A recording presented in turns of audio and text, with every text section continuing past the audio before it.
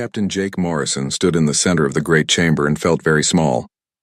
The room was bigger than any building he had ever seen on Earth. Crystal walls stretched up so high that he could not see the ceiling. Light came from everywhere and nowhere at the same time. Around him sat the most powerful beings in the galaxy. The Galactic Council had called him here to answer for his species. Jake wore his best blue uniform, but it looked plain next to the strange and wonderful forms that surrounded him. Some of the aliens floated in the air like living clouds. Others looked like giant rocks with glowing eyes. A few appeared almost human, but their skin was silver and their heads were too large. High Arbiter Veltar sat on a throne made of some kind of flowing metal. He was tall and thin with 4 eyes that never seemed to blink. His voice filled the chamber when he spoke, even though Jake could not see his mouth move. "Human Morrison," Veltar said. "Your species stands accused of crimes against galactic peace." Jake kept his back straight. Dr. Lisa Carter sat in the viewing area behind him.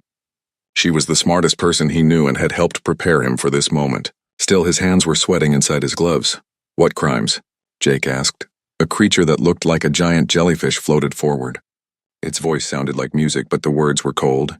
"You have taken 14 worlds in 50 years. You build colonies where none should exist. You make agreements with species without our permission." Jake wanted to laugh, but knew better. "We have hurt no one. Every world we settled was empty. Every trade deal helped both sides." "That is not the point," said another alien. "This one had the body of a spider, but a head like a flower. You expand too fast. You do not ask permission. You do not follow the rules we have made." "Your rules," Jake said, "not ours. We were never asked to help make them." The chamber filled with angry sounds. Some aliens hissed. Others made noises like breaking glass. Veltar raised one long arm and silence returned. "This is exactly why you are dangerous," the High Arbiter said. "You do not respect authority. You act without thinking. You are primitive and violent." Jake felt his anger rising but forced himself to stay calm. "We have never started a war. We have never taken what belonged to others. We share our knowledge freely. We help those who need help." "Help," said a voice like grinding stone. Jake turned to see a creature made of living rock. "You call it help when you change the air on dead worlds so your kind can breathe. But who asked you to do this? Who gave you the right to change what was?" "The worlds were dead," Jake said. "We brought them to life. We grew food that fed millions. We built cities where nothing existed before." "Without permission," Veltar repeated. "This is the problem with your species. You believe you can do whatever you wish simply because you have the power to do it." Dr. Carter had warned Jake this would happen. The Council feared humanity not because they were evil, but because they were different. Every other species in the galaxy had learned to follow the rules. They accepted that the Council knew best. They waited for permission before trying new things. Humans did not wait. "We have brought new medicine to 12 different species," Jake said. "Our doctors have saved millions of lives. Our engineers have built stations that make space travel safer for everyone. Our farmers have ended hunger on 6 worlds. All without asking," said the jellyfish creature. "All without following proper procedures. All without respect for the way things have always been done." Jake looked around the chamber. These beings had ruled the galaxy for thousands of years. They had technology that seemed like magic. They could travel between stars in days and live for centuries. But they were afraid of 50 years of human progress. "You fear us," Jake said. The silence that followed was so complete that Jake could hear his own heartbeat. "We fear nothing," Veltar said finally. "We simply recognize a threat when we see one." "What threat?" "We have 12 small colonies and a few trade routes. You control hundreds of worlds and thousands of species. How can we threaten you?" "Because you do not think like civilized beings," said the spider creature. "You see a problem and you try to fix it. You see an empty space and you try to fill it. You see something new and you try to understand it. This is not how advanced species behave." Jake began to understand. The Council had not called him here to answer for crimes. They had called him here to be judged for being human. "The Council has made its decision," Veltar announced. "Humanity is declared galactically irrelevant. You will return to your home system immediately. All human colonies will be abandoned within 1 standard year. All trade agreements are cancelled. No human ship will be permitted to leave your solar system without Council approval." Jake felt the words hit him like physical blows. "You cannot do this. We have families on those worlds. People who have lived there for decades. Children who were born among the stars. They will adapt," Veltar said without emotion. "Or they will not. That is no longer the Council's concern. And if we refuse, the four eyes of the High Arbiter seem to glow brighter. Then you will discover why the galaxy has been peaceful for so long under our guidance. Jake understood the threat. Humanity had a few dozen ships and some basic weapons. The Council commanded fleets that could destroy stars. There was no choice. How long do we have? 1 standard year. Any human found outside your system after that time will be considered an enemy of galactic peace. Jake turned to leave, but Veltar was not finished. Do not think this decision was made in anger, the High Arbiter said. Your species simply does not belong among the stars. You lack the wisdom to use the power you possess. Perhaps in a few thousand years you will learn to be civilized. Until then, you will remain where you can do no harm. Jake walked toward the exit with his head high. Dr. Carter joined him as they left the chamber. Neither spoke until they were back on their ship. They made a mistake, Carter said quietly as Earth appeared on their view screen. Jake nodded. He was thinking the same thing. The Council believed they had solved a problem by locking humanity in a cage. They had no idea what humans did best when trapped. They found a way out. Commander Tony Hayes watched the last transport ship lift off from New Austin. The vessel disappeared into the orange sky, taking with it the final group of colonists who had called this world home for 20 years. Below him, fields of golden wheat swayed in the alien wind. Soon they would wither and die with no one left to tend them. The planet had been humanity's greatest agricultural success. New Austin fed 3 different star systems and traded grain with 6 alien species. Now it would be empty because the Council had decided humans did not belong among the stars. Tony's radio crackled. All evacuation complete, Commander. We are the last ones here. He took one final look at the farmhouse where he had lived with his wife and children. The Council had given them 1 year to abandon everything they had built. They had done it in 8 months, roger that. Initiate planet departure protocol. His ship rose above the clouds and joined the convoy of vessels heading back to Earth. Tony had been born on New Austin. Now he was leaving it forever because aliens who had never seen a human farm decided his people were too dangerous to grow food.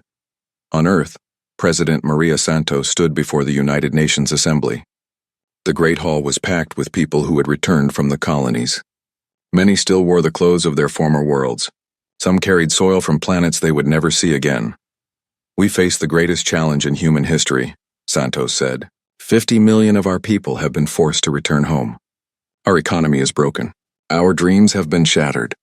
But we are not defeated. The crowd was silent. These were people who had built cities on dead worlds and tamed alien suns. Now they were refugees in their own solar system. The Council believes they have caged us, Santos continued. They think humans will accept their place and learn to be obedient. They are wrong. In the Swiss Alps, Dr. Ben Parker worked 18 hours a day in laboratories hidden deep underground. His team of scientists had been secretly developing projects that even their own government knew nothing about. The Council thought they understood human technology. They had no idea what humans could accomplish when properly motivated. Parker's most important project sat in a chamber carved from solid rock. The Prometheus drive looked like a metal sphere covered in cables and strange symbols. It was humanity's answer to the alien technology that controlled space travel. Status report, Parker said to his assistant, Dr. Amy Ross. We achieved stable field generation for 6 hours yesterday, Amy replied. The quantum resonance patterns are holding. Carl thinks we can attempt a full test next week.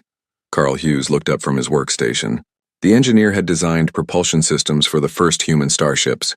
Now he was building something that would make those ships look like toys. The math works, Carl said. This drive doesn't need the hyperspace lanes the Council controls. We can travel between stars using our own technology. Parker smiled. The aliens had forced humanity out of space by controlling the ancient technology that made star travel possible. But humans had always been good at finding new ways to do old things.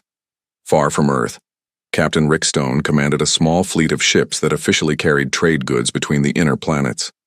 Unofficially, they were exploring regions of space that the Council had never bothered to map. Stone's navigator, Helen Boyd, called out from her station. Captain, we have found something interesting. The main screen showed a star system with 7 planets. 3 of them glowed with the blue-green light that meant life. Any signs of civilization? Stone asked. Negative, sir. But the planets could support human colonies, and there are asteroid belts rich in metals we need. Steve Grant, the ship's tactical officer, checked his sensors. No Council ships within 50 light years, Captain. This entire region seems to be unexplored. Stone made a note in his log. This was the 15th system they had found that the Council did not know about. The galaxy was much larger than the aliens believed. There were vast regions of space where humans could build new homes without asking anyone's permission. Set course for the next system, Stone ordered. We have work to do. Back on Earth, families struggled to rebuild their lives. John Peterson had owned a mining operation on Kepler Prime. Now he worked in a factory making the same tools he had once used to extract rare minerals from alien soil. His daughter Kate asked him every night when they could go home. He did not know how to tell her that home no longer existed for them, but in secret meeting rooms around the planet, groups of former colonists gathered to plan their return to space. They called themselves the Free Frontier Foundation. Their leader was Rebecca Walsh, who had been the governor of humanity's most distant colony. The Council thinks we will accept defeat, Walsh told her followers. They believe humans can be broken by fear. They have never understood what drives us. Similar groups formed on Luna, Mars, and the outer planets. Former ship captains met with engineers. Scientists shared plans with miners. Slowly, quietly, humanity began to prepare for something the Council never expected. Dr. Parker's team made breakthrough after breakthrough. The Prometheus drive worked. Even better, they had found ways to hide ships from the sensors the Council used to monitor space. Human vessels could travel unseen using technology the aliens had never imagined. The Council, meanwhile, divided up the worlds that humans had abandoned. The Altarians claimed the mining colonies. The Zephyrians took over the research stations. They believed they had solved their human problem forever. High Arbiter Veltar received reports that made him confident in his decision. Human ships had stopped appearing on long-range sensors. Trade between Earth and other systems had ended. The dangerous species that expanded too quickly had been contained. The humans have accepted their fate, he told the Council. They understand now that they cannot challenge our authority.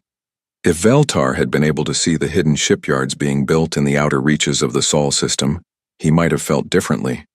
If he had known about the drive technology that would soon make his hyperspace monopoly irrelevant, he would have been worried. If he had suspected that Captain Stone's small fleet was actually mapping routes to hundreds of uninhabited star systems, he would have been terrified. But the Council had made the same mistake that powerful empires always made. They assumed that defeating an enemy meant destroying their will to fight. They never considered that sometimes defeat only taught the enemy how to fight better. 6 months after the evacuation, President Santos met with Dr. Parker in his underground laboratory. She watched engineers testing the new drive system and smiled for the first time since the Council's declaration. "How long until we are ready?" she asked. 2 years, Parker replied. "Maybe less if the tests continue to go well." "And Captain Stone's exploration fleet?" "They have found colony sites for 50 million people. All beyond Council space. All rich in resources we need," Santos nodded. The aliens thought they had sent humanity back to their cage. Instead, they had given humans time to build wings. "Begin Phase 2, she ordered. Parker activated communications to secret facilities across the solar system. The message was simple, but it meant everything. Operation Prometheus is approved. Begin construction of the fleet. Humanity was coming back to space, but this time they would not ask permission. The first star system died on a Tuesday. High Arbiter Veltar watched the emergency session of the Galactic Council as Dr. Kethmos of the Hegemony delivered the impossible report. The Zerion system, home to 4 billion beings across 3 worlds, had simply vanished from all sensors. "Gone," Dr. Kethmos repeated, his crystalline form flickering with distress. "Not destroyed. Not damaged. Gone. Where there were planets and stars, now there is empty space." Veltar felt something he had not experienced in centuries. Fear. Sensor malfunction? Negative. We sent 3 ships to investigate. They found nothing. No debris, no radiation, no sign that anything ever existed in that location. The jellyfish-like representative of the collective drifted forward. "Our hive mind has lost contact with our colonies in the Zerion sector." 17 million voices fell silent at the same moment. Similar reports came from other council members. The Zephyrians had lost an entire research station. The Chronari reported that their trading posts had stopped responding. Something was moving through council space, consuming everything in its path. "What do our scientists believe caused this?" Veltar asked. "They call it the Void Plague," said the rock-like being from the Mineral Consortium. "It spreads along hyperspace routes like a disease. Every system it touches becomes empty space. Far beyond Council territory, Captain Rick Stone's exploration fleet discovered something that would change everything. His ship, the New Horizon, had been mapping star systems in the galactic rim when their sensors detected artificial structures on a world they called Haven Prime. Life signs? Stone asked his science officer, Dr. Kate Murphy. Confirmed, sir. But they are unlike anything in our databases. The energy patterns are incredibly complex. Stone ordered a landing party. He led the team himself, along with Dr. Murphy and a small security detail. What they found on Haven Prime's surface defied explanation. The beings that lived there looked like living light, their forms shifting between energy and matter. They had built a city that seemed to grow from the planet itself, with spires that reached into the clouds and structures that phased in and out of reality. The aliens called themselves the Architects. Their leader, if such a term applied, was an entity named Eonthax. Communication was difficult until Dr. Murphy activated her universal translator. Even then, the concepts the Architects shared were almost impossible to understand. "We are the last," Eonthax said, his voice like music made from starlight. "Our kind once shaped galaxies. Now we fade as our creations die." "Creations?" Dr. Murphy asked. "The network you call hyperspace. The technology your council uses to travel between stars. We built those pathways eons ago when the universe was young." Stone felt his understanding of galactic history shift. "You are the forerunners. We are what remains of them, and we are dying because our greatest failure has returned."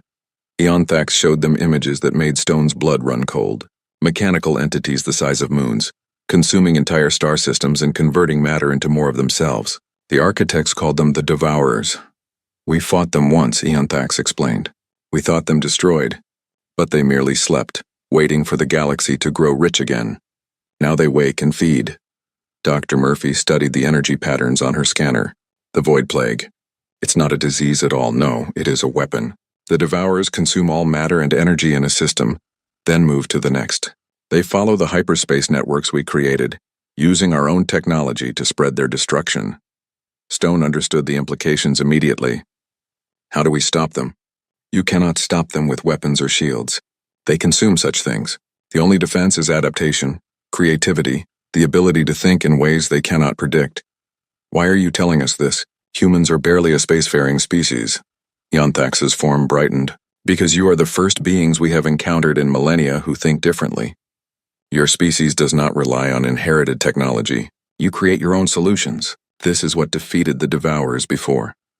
Back in Council space, the situation grew worse by the day. 5 more star systems had fallen to the Void Plague. Panic spread among the member species as their most advanced scientists admitted they had no idea how to fight this threat. Veltar convened emergency sessions, but no solutions emerged. The Council's technology, all based on Forerunner designs, seemed useless against this enemy. Traditional weapons passed through the plague like it was not there. Energy shields were consumed instantly. Even their fastest ships could not outrun the expanding void. On Earth, Dr. Ben Parker received Captain Stone's urgent transmission from Haven Prime. The data the Architects provided confirmed his worst fears and his greatest hopes. The galaxy faced extinction, but humanity might be the only species capable of preventing it. Parker worked frantically with his team to analyze the Architect technology. Dr. Amy Ross discovered that the alien systems operated on principles human science had never imagined. Carl Hughes found ways to integrate Architect knowledge with human engineering. "The key is adaptability," Parker explained to President Santos. "The Devourers are machines. They follow patterns and protocols. When they encounter something they have seen before, they adapt and consume it. But when they encounter true innovation, they cannot respond quickly enough. So humans can fight them because we think differently?" "Exactly. The Council species have used the same technology for thousands of years. They have forgotten how to innovate. We never stopped learning how to build new things. Santos made a decision that would change the course of galactic history. Activate the Prometheus network. All ships are to deploy immediately." Across the Sol system, hidden shipyards came to life. Hundreds of vessels equipped with the new Prometheus drive began emerging from concealed bases. These were not the ships the Council had seen before. These were something entirely new. The first human fleet to leave Earth in 3 years consisted of 50 vessels under the command of Admiral Janet Cole. Her flagship, the Defiance, was equipped with both Prometheus drive technology and weapons based on Architect designs. Cole's destination was not Council space. Instead, she led her fleet to the systems Captain Stone had discovered beyond the galactic rim. These worlds would become the foundation of something the Council never expected. Within hours of the fleet's departure, human ships began appearing in dozens of star systems simultaneously. Colony ships established bases on worlds the Council had never heard of. Industrial vessels began mining asteroids rich in rare minerals. Science ships started building research stations in empty space. The Human Stellar Federation announced its existence to the galaxy with a simple message broadcast on all frequencies. Admiral Cole's voice reached every inhabited world.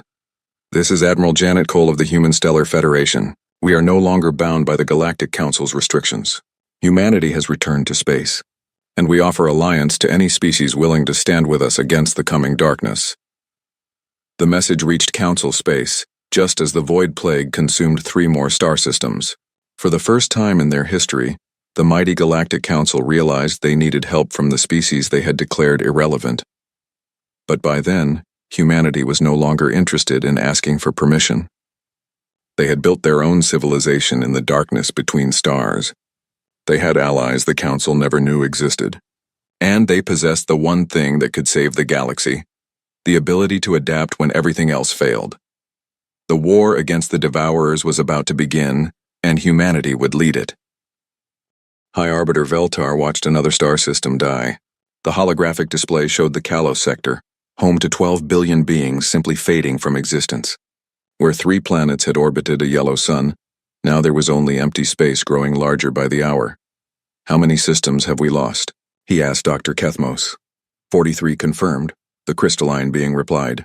"The Void Plague spreads faster than our evacuation efforts. We estimate that half of Council space will be consumed within 6 months. Veltar's 4 eyes dimmed with despair.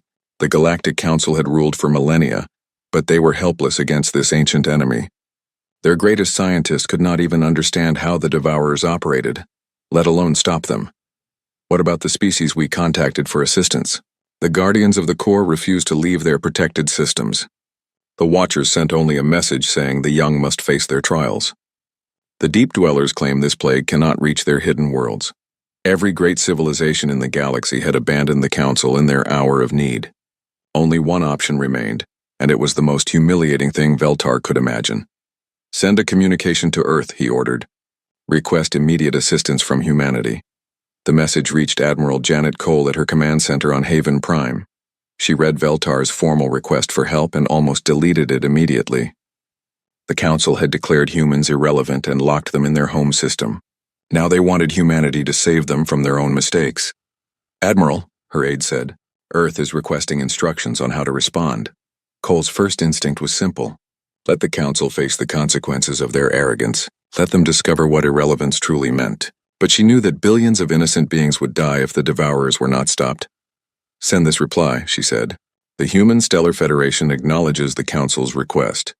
As they declared us irrelevant, we return the courtesy. Humanity will address this threat in our own way."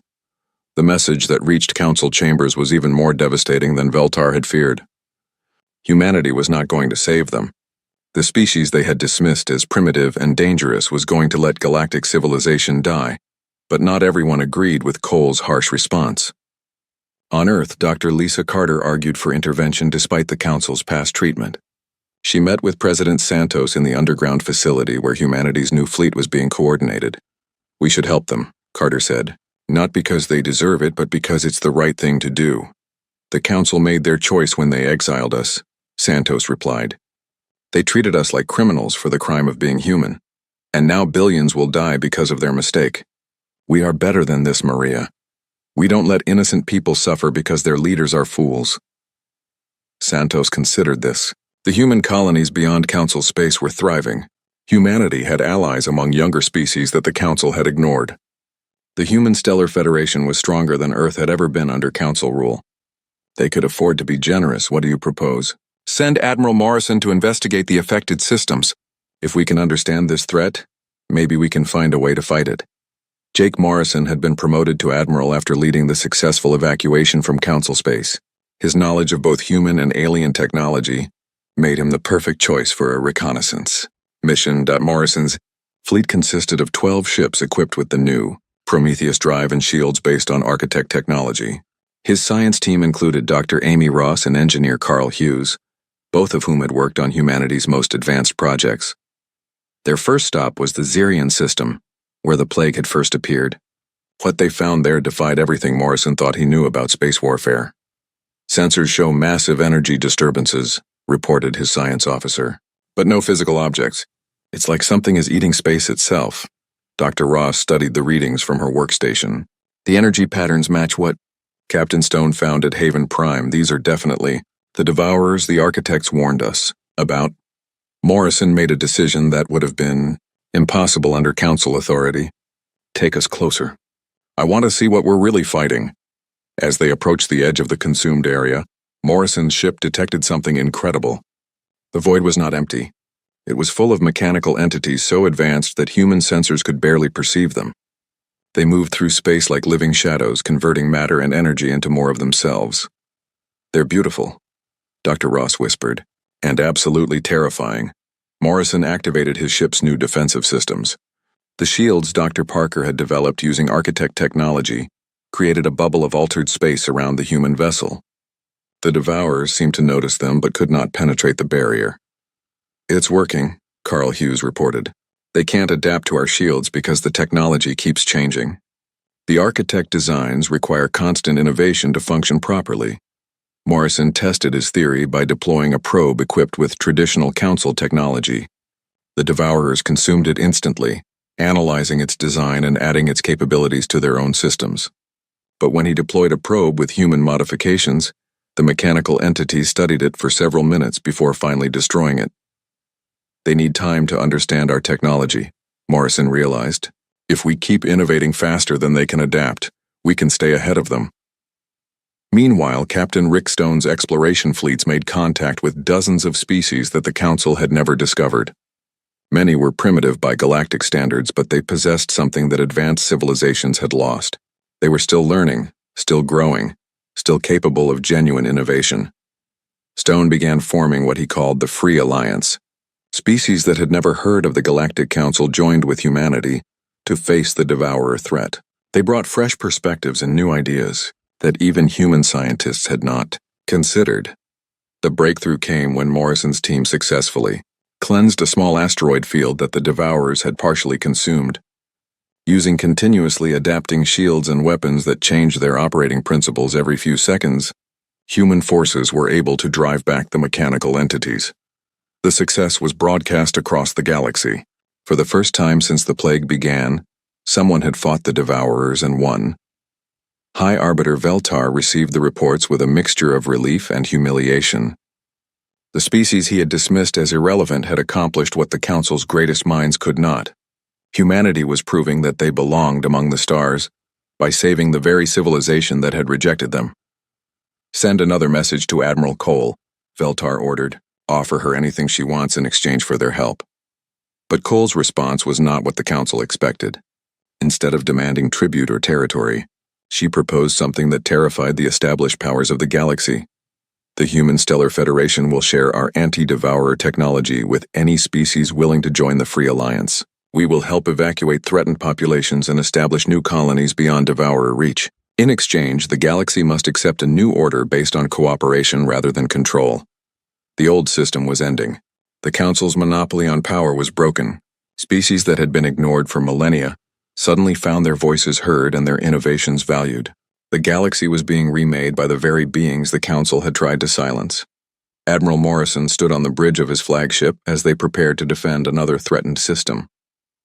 Around him, human and alien crew members worked together with an efficiency that would have amazed the old Council. These were beings who had chosen to stand together rather than submit to arbitrary authority. All ships report ready, Admiral, his communications officer announced. Morrison nodded. The war against the devourers was far from over, but humanity had proven something important. Innovation and adaptation could triumph over any threat, no matter how ancient or powerful. The galaxy was learning what it meant to be human, and the Council was discovering the price of calling irrelevant the one species that could save them all. High Arbiter Veltar stood in the half-empty council chamber and felt the weight of his failures. 6 of the 12 member species had fallen to the void plague. Their representatives' chairs sat empty, silent reminders of civilizations that had existed for millennia before being consumed in mere days. The remaining council members looked broken. The proud Altarian Empire had lost half its worlds. The collective's hive mind was fractured and weak. Even the ancient Chronari, beings of living stone who had thought themselves immortal, now faced extinction. A new ship appeared on the docking bay sensors. Unlike the desperate vessels that had fled here seeking refuge, this one moved with purpose and confidence. The HSF Sovereign, flagship of the Human Stellar Federation, requested permission to dock. Admiral Jake Morrison walked into the council chamber 3 years after being humiliated in this same room. But everything had changed. He wore the uniform of the Federation, not Earth. Behind him walked representatives from a dozen species that the council had never bothered to contact. These were the members of the Free Alliance, the coalition that humanity had built in the darkness beyond galactic civilization. Dr. Lisa Carter carried the formal terms for ending the crisis. She had spent months negotiating with leaders from both the old council and the new alliance. The document she held would reshape the galaxy forever. The terms are simple, Carter announced. Humanity will share our anti-plague technology and coordinate the defense of threatened systems. In exchange, the old galactic order ends today. Veltar wanted to object, but he had no strength left for pride. His people were dying. Half the galaxy was already gone. Humanity offered the only hope for survival. "What do you want from us?" he asked. "Nothing," Morrison replied. "We want you to join us. The Free Alliance is open to any species willing to work together as equals. No one rules over others. No one decides who belongs among the stars." The terms Carter presented were more generous than any council member had expected. Humanity would help evacuate populations from threatened worlds. They would establish new colonies in safe systems beyond Devourer reach. They would share technology and knowledge freely with anyone who asked. But in return, the galaxy would be reorganized. The Council's control over hyperspace travel would end. Their restrictions on trade and exploration would be lifted. Most importantly, younger species would have equal voices in galactic governance. "This is madness," protested the hegemony representative. "Giving primitive species equal representation will lead to chaos. More chaos than half the galaxy being consumed by ancient machines?" Morrison asked. "Your way of doing things nearly led to the extinction of all life. Maybe it's time to try something different." Captain Rick Stone was already implementing the new order. His fleets, now openly flying Federation colors, had established jump gate networks that bypassed Council-controlled routes. Trade flowed along new pathways, enriching species that had been isolated for centuries. The transformation was remarkable. The artistic Melodians, previously ignored by the Council, contributed cultural innovations that inspired breakthrough technologies. The warrior Draknari provided security for exploration missions into dangerous regions. The analytical synthetics offered computational support that helped solve complex engineering problems. Dr. Ben Parker oversaw the deployment of anti-plague defenses across the galaxy. His teams worked alongside alien scientists, but the technology required human creativity to function properly. Each installation had to be customized and continuously adapted, ensuring that humanity remained essential to galactic survival. "The key is never stopping innovation," Parker explained to a mixed group of human and alien engineers. "The moment we become predictable, the Devourers will adapt to counter us. We have to keep changing, keep growing, keep thinking of new solutions." The old council struggled to accept their reduced status. Species that had commanded respect for millennia now found themselves as equals with civilizations they had previously dismissed. Some adapted to the new reality. Others retreated to their core worlds and refused to participate. President Maria Santos addressed the first meeting of the reformed Galactic Assembly from its new headquarters on Haven Prime. The ancient architect city had been rebuilt as a symbol of cooperation between old and new civilizations. Human engineers worked with architect energy shapers to create something beautiful and functional. "We gather not as rulers and subjects," Santos said, "but as partners in the greatest endeavor any of us has ever attempted. We will build a civilization that values innovation over tradition, cooperation over control, and growth over stagnation." The assembly hall was filled with beings who would never have met under the old system. Primitive species sat beside ancient civilizations. Humans worked with aliens who thought in ways no other species could understand. It should have been chaos, but somehow it worked. 6 months after the new accords were signed, the results spoke for themselves. The void plague had been stopped in 4 different sectors. Evacuation efforts had saved billions of lives. New colonies were being established at a rate that dwarfed anything the old council had achieved. High Arbiter Veltar found Admiral Morrison in the observation deck of Haven Prime Station. Below them, human and alien children played together while their parents worked on projects that would benefit the entire galaxy. "We underestimated your species," Veltar admitted. "We saw your rapid expansion and assumed conquest. We feared your violence and missed your creativity. We were wrong about everything." Morrison watched a human child teaching an alien friend how to throw a ball. "You made the same mistake every established power makes. You confuse strength with wisdom and order with progress. And now we're all learning together. The galaxy is bigger and stranger than any of us imagined. There's room for everyone who's willing to help build something better." The transformation was not without problems. Some species struggled to adapt to the new freedoms. Pirates and raiders took advantage of the changing order to attack isolated systems. The Devourers, while contained, remained a constant threat that required eternal vigilance. But the Free Alliance proved remarkably good at solving problems. When the Meridian system was attacked by raiders, a mixed fleet of human and alien vessels responded within hours. When the synthetics discovered a new type of devourer entity, scientists from 6 different species worked together to develop countermeasures. Captain Stone's exploration fleets pushed deeper into unexplored space, always accompanied by representatives from multiple species. They found wonders that no single civilization could have discovered alone. Ancient ruins left by species that had transcended physical existence. Living worlds that were actually vast organisms capable of thought. Technologies that operated on principles that challenged everything they thought they knew about physics. The old council had been content to manage what they controlled. The new alliance was determined to discover what lay beyond their reach. Dr. Carter stood in her office on Earth, now serving as the Federation's Secretary of Galactic Affairs. Through her window, she could see ships from dozens of different worlds docked at the orbital stations.